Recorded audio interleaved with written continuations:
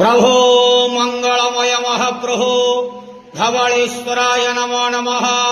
दीपं यदि परं ब्रह्म दीपं यदि जनार्दनः दीपहरतु मे पापो पूजा दीप नमस्तुते।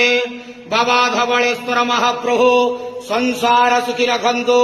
आज शुभ मंगलवार रे समस्त श्रद्धालु भक्त मानकर मंगल करंतु।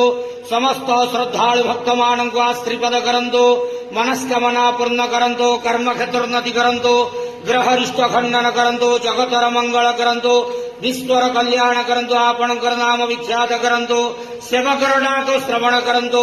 समस्त द्वावसा भक्त मानकर मनस्कामना पूर्ण करंतु। बाबा धवलेश्वराय नमो नमः।